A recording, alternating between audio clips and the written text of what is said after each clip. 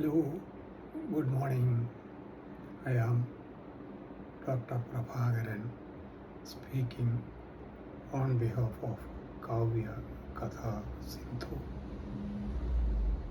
Here I am presenting a video on Immanuel Kant's philosophy. Immanuel Kant, he was a German philosopher born in 1724 and died in 1804. So, German philosopher Immanuel Kant was considered as one of the most influential figures in Western philosophy. His work fundamentally shaped modern thoughts in ethics, metaphysics, epistemology, and aesthetics. So let me proudly produce this video in front of. Immanuel Kant was a German philosopher. He lived in the 18th century. Kant is considered one of the most important thinkers of all time. His ideas revolutionized philosophy. He focused on ethics. Ethics is the study of right and wrong. Kant believed in the power of reason. He thought reason could guide our actions. Kant argued for a morality grounded in reason. He rejected emotion-based ethics. He believed moral rules should be universal. These rules should apply to everyone, always. This concept forms the foundation of his ethical theory. Central to Kant's ethics is the idea of goodwill. Goodwill is the only inherently good thing. Actions are good when they are done with goodwill. This means acting out of duty, not self-interest. Kant's philosophy is still relevant today. It offers a framework for moral decision-making. It emphasizes duty, reason, and universal principles.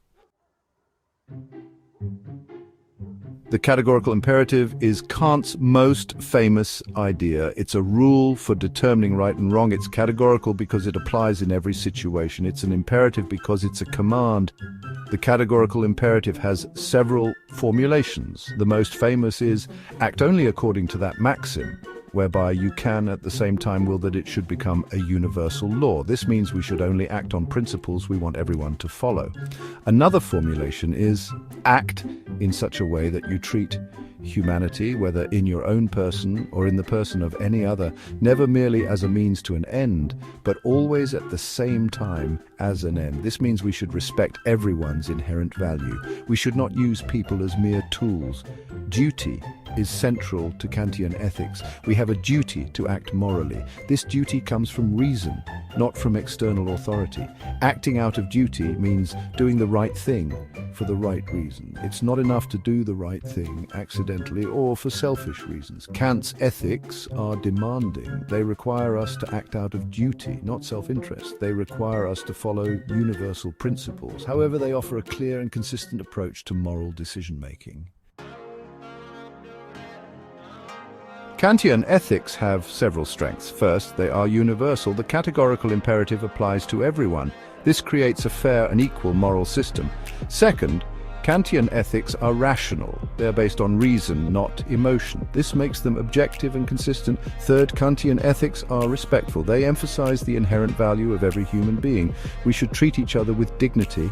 These strengths make Kantian ethics appealing to many. However, Kantian ethics also have weaknesses. Some criticize their rigidity. They do not easily allow for exceptions. Real-life situations are often complex. Critics argue Kant's ethics are too absolute. Another criticism is that Kantian ethics can be difficult to apply. Figuring out the right action can be challenging. The categorical imperative can be abstract. Critics say it needs to be more practical. Despite these weaknesses, Kantian ethics offer valuable insights. They remind us to act rationally. They encourage us to respect others.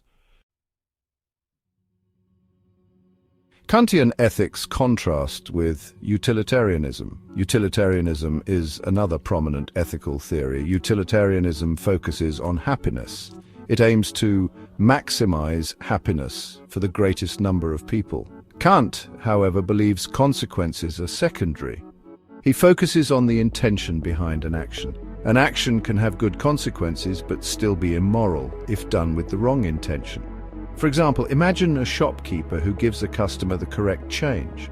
A utilitarian would say this is good. It increases happiness. But what if the shopkeeper only did it out of fear of being caught? Kant would say this is not morally praiseworthy. The shopkeeper's intention was not pure. The debate between Kantian ethics and utilitarianism is ongoing. Both offer valuable perspectives on morality. Understanding both helps us grapple with ethical dilemmas. Kant's focus on duty and intention provides a strong foundation for moral reasoning. It encourages us to act with integrity and respect for others.